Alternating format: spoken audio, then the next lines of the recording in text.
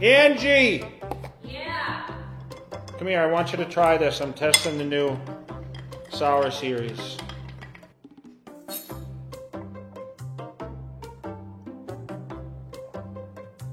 Needs to be more sour. Yeah, it's not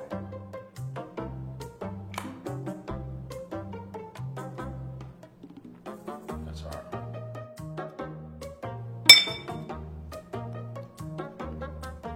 That's sour. That's sour.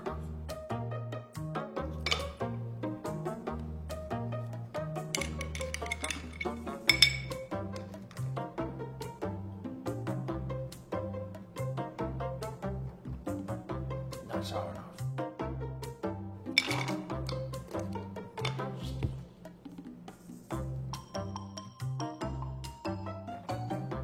It's ready. It's right. No, listen, I have the combination. I got it. It's perfect. It's exactly the way we want it to be. Perfect.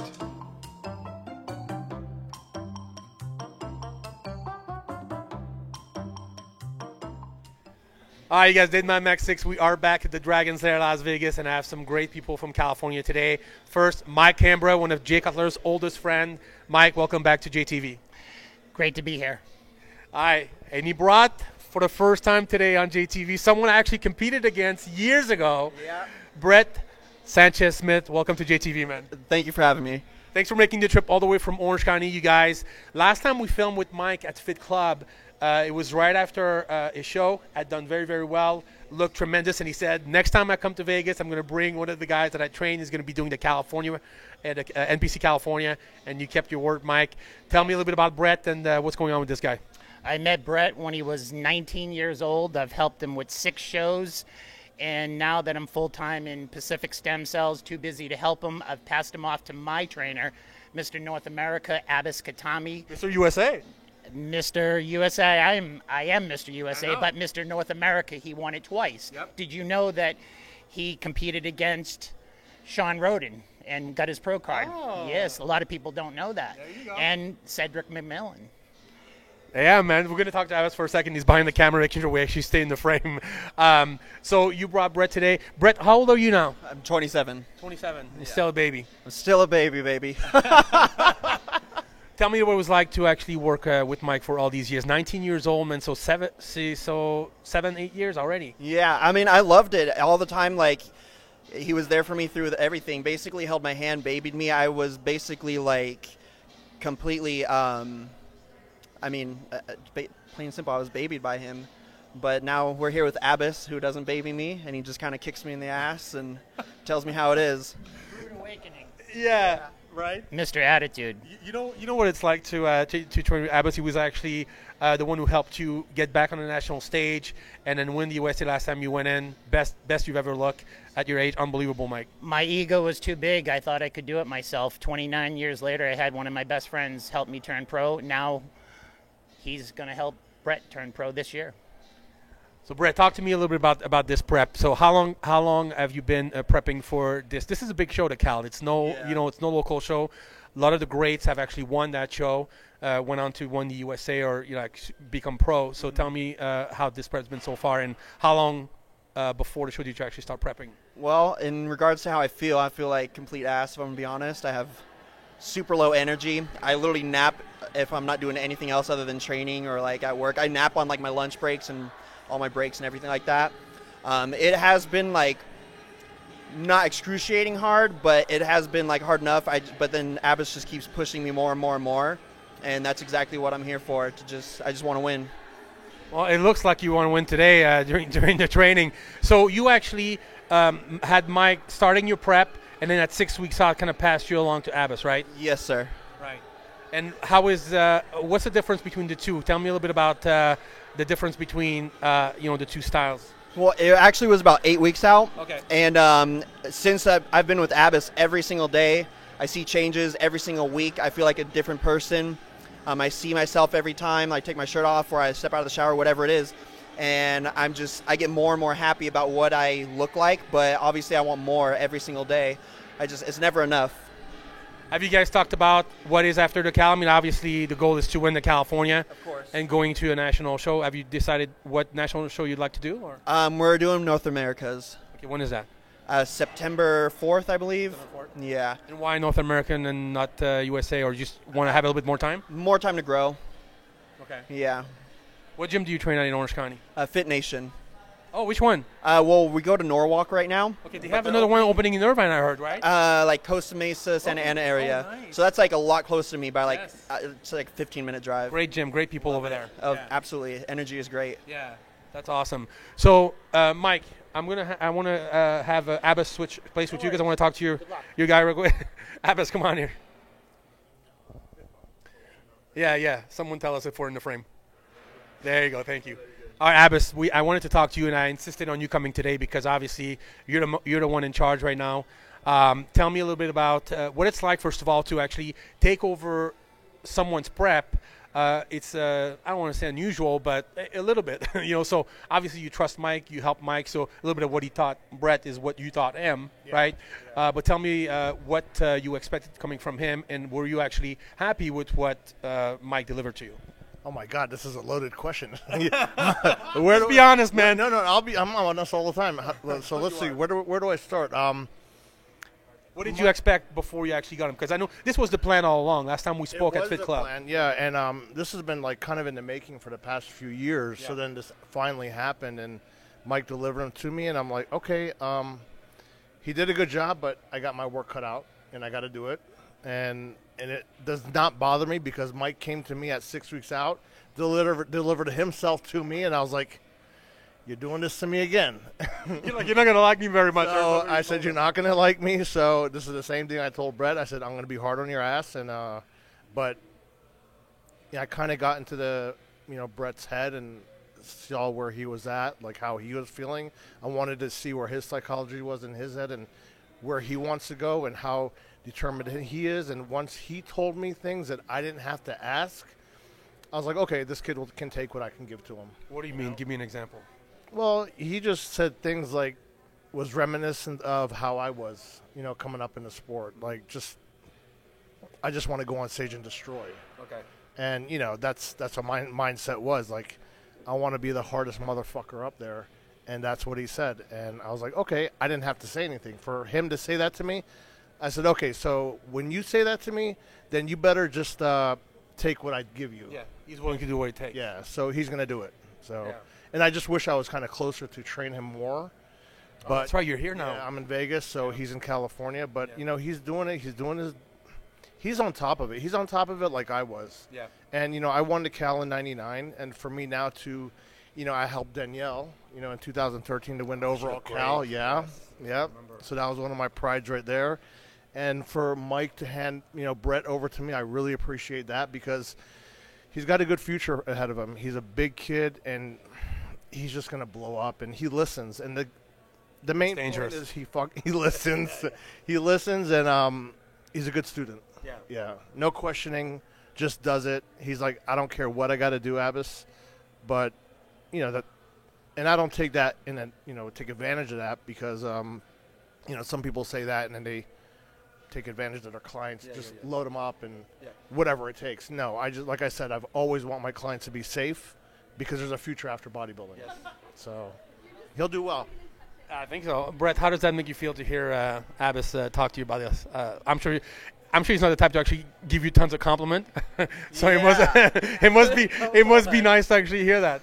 Absolutely. I mean, I actually feel like Abbas is being soft on me a lot of the time. I actually told him recently, I'm like, Abbas, you need to stop being so soft. And he's like, I'm not. Are you joking or? Absolutely. I called him out on it. I'm like, you need to not be soft on me. He's like, I'm not being soft. I'm being honest with you. Because I think really fast and just want to go, go, go, go, go. And Abbas is like, whoa, you need to chill. You're doing great. You're doing fine. It's not always so hardcore. Like, because I'm just like, go, go, go. Here's the paper. Do it. And so, like, I mean, I just want to, like I said, I'll do it, whatever it takes. So I'm glad you say that, though, because the experience of someone like him, what's good about it is that you're young and you have, youth on your side and you have a lot of talent, obviously, but you don't have the experience. Yeah. So when you have someone like Abbas who's been through it, who's done it, and he gives you advice, you have to take that to heart because you just don't know yet. you're learning all that stuff right now, right? Exactly. I'm still learning. I mean, every day it's something new from him. So I'm super hypercritical about myself, and he just kind of like he gets my head straight. I showed up to his house last night, and he's like, "You're there," and I'm like, "I'm there, but I'm not perfect." Well, no one. That's called bodybuilding, and no one's perfect. You know, we're working But towards that's that. what we all want, baby. I want to be perfect. That's what I want. I want to step up on stage, and I just want them to be like, get off stage, like. Well, we're 4 weeks out from the Cal right now. So Memorial Day is when the California is in Huntington Beach this year. So we're. I'm sorry. Yes. What did I say? Oh, they have moved it. Okay. So we're supposed to be there. Okay. So Anaheim. Okay. And then so we're 4 weeks out. You obviously look great. Tell me. Really, is he also doing your diet as far as training? He's handling diet, training, everything, cardio. Basically, he handles everything around my schedule. All he was like is, when do you work? I told him the times I work, when I can wake up, when I get to the gym, everything. He literally knows my entire schedule, Monday through Sunday. What is your work? I work in administration over at a hospital by my house. Really? Yeah. I could have never guessed that. I know, right? So you have a real full-time job. Yeah, I do. So full-time bodybuilder. So when do you train? What time do you actually have to? What time? So I wake up and I do fasted cardio at about 6 o'clock. I literally just walk to the gym by my house. It's like a 4-minute walk. Come back home, get ready for work, leave for the day. I already have all my meals. And then by the time I get with my gym partner and we're at the gym, it's already like 6:30. Okay. And then we're training. I'm back home by like 9 o'clock. Okay. Are they understanding with your diet? Can you actually eat at work? They let you eat your food, or Absolutely. It's Yeah. supportive? Absolutely. That's yeah. important. It is very important. It's not always easy with work. No, exactly, Some exactly. people know, like, I don't want you to eat every 2.5, 3 hours. Forget it. You know, Yeah. you have a job to do. Yeah. Okay. So, I mean, we make it work for sure. And tell me how when you actually went from Mike to Abbas, how did the training or the diet change? Give me a little bit of a. Is it completely different or? Way different. I mean, like, Abbas at first was like, "You're overtraining," and I was like, "Okay." And then he sends me this entire script of like a freaking essay. They're like, "Okay," and he's like, "These are your exercises. This is what you got to do." Like, one whole day is just quads, and I'm like, "No." I love it. Don't get me wrong, but man has me doing so much. I'm just like dead afterwards. My gym partner's throwing up. I'm just like, I'm over here like, man. I train till failure almost all the time. Okay. It's fun. I absolutely love it, but I hate it at the same time because I'm, man, why are you doing this to me? Well, obviously he knows what he's doing because you look good today.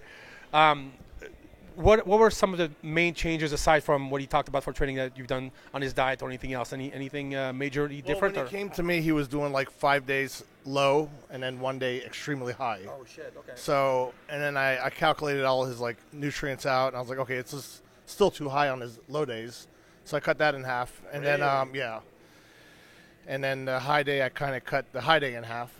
Oh, so now just this week I cut the low day in half of that.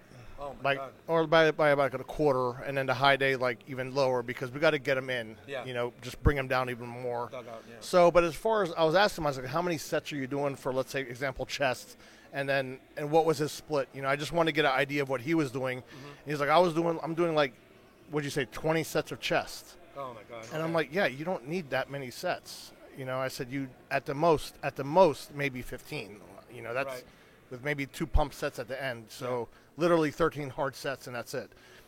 And then he was doing quads and hams together. I'm like, no, we need to bring your quads up. You don't really, if you want to be honest, you don't ever see a pro with great quads and great hamstrings do legs all together. Always split it. Yeah. They always split it. You know, like me, if you do quads hard, you have no fucking energy afterwards to do hams. There's no way. Or you would have to do it maybe in double split, like with 5 hours in between. Yes, Jay used to do that. Yeah, Well, yeah, that's the only way to do it if you could do it that way. Yeah. But, you know, Brett doesn't have that option. So I split his body parts up, you know, accordingly, you know, for, you know, there's weak body parts, there's good body parts. And then, what is weak body part for him? Not weak. It's just that. Weaker. Just need to bring his back thickness up, and that's about it. That is it, really. You know. We can always use more back. But you know, he's, like I said, he's young and he's growing. He's changing. I'm not worried about it at all. And he's like, you know, he thinks I was being soft on him, but I just know that Yeah, you know the competition. You know what it what's- takes. I know what's going to happen. And he's go, go, go, go. And I was the exact same way. Yeah.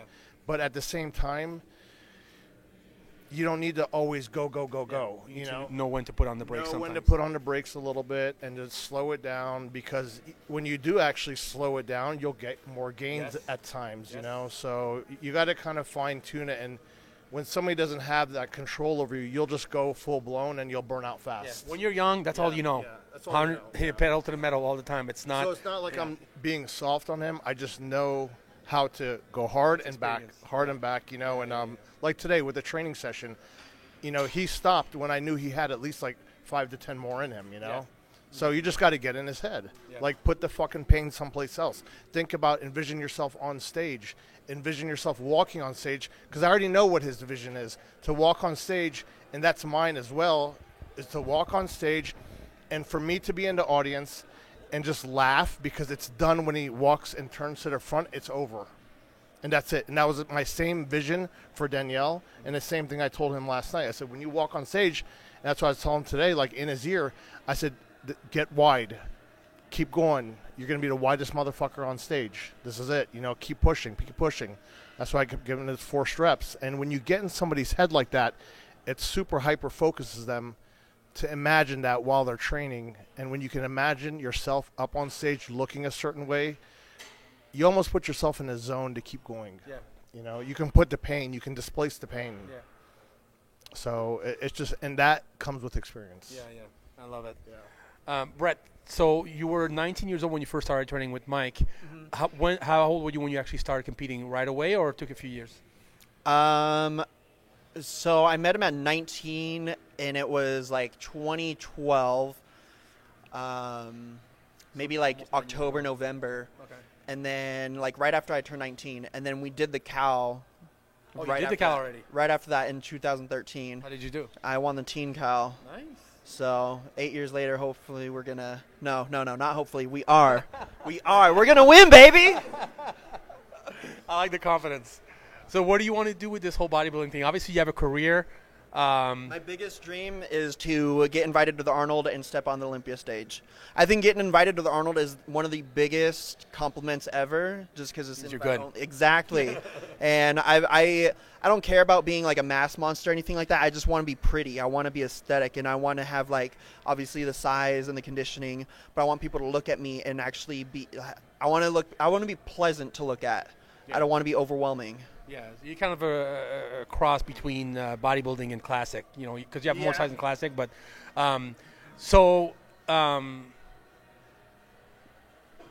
California, North American. How long do you plan on doing this? Because you have a career. So I'm asking right now all those questions because a lot of time people get into bodybuilding and that's all they want to do. You actually already have a career, which is great. So you can actually earn money. You don't depend on sponsorship and all that stuff. Yeah. Eventually, would you rather do this full-time as a full-time bodybuilder? Or would you want I would love to do that. Yeah? Absolutely. So you would quit your career? If things were looking right, absolutely, I would. But I'm not going to be like quick to jump on it. Smart. I mean, I this is like my passion. I love it. I not only do it for fun, but I do it because I love it. I do it because I love how I feel when I do it. I just want to obtain that perfect body in my head. And to obtain that, I need to keep going to the next level every single time. Is your family supportive? Are the people around you supportive of what you do? They understand it? Or are they telling, what are you doing with bodybuilding? No, they're really supportive of it, yeah. Well, you're good, so that helps. Thank you. So it's not for everybody. Sometimes people just beat their head against the wall and they never go anywhere. And so, what year was the first contest you did? You told me what you said 2013. 2013. Yeah. In the Cal. Wow. And we competed together in 2015 at the Okay, West well, Coast. see, I have a better remember. So how many shows have you done since the beginning? I think I've done like 6 or 7 shows. So not too bad. You know, once a year or so. You know, so you took time in between shows to grow and. Nice. Absolutely. All the time took time to grow. Yeah. All right, man. So I'm gonna wish you the best of luck for the Cal in just 4 weeks in Anaheim, not Huntington Beach. And then I'm hoping that I'm sure it's going to go well over there. But I'm hoping that we get to see each other before the North American. Absolutely. See your progress, and we can look back at this video and see how much better you got. right? I would love that. Would you come back to Vegas? Absolutely. I love it here. Yeah. Who doesn't? Abbas, I want to say thank you for coming back. You're local in Vegas, but I still appreciate you coming today. Mike, behind the camera, I really appreciate it. It's a pleasure, Dave, always being on your show, man. You always do a great job. Great interviews. It's fun. It's always great doing videos with you, man. That's awesome. Yeah. Guys, Dave My Mex 6 for JTV with Brett and Abbas and Mike behind the camera, and we're out.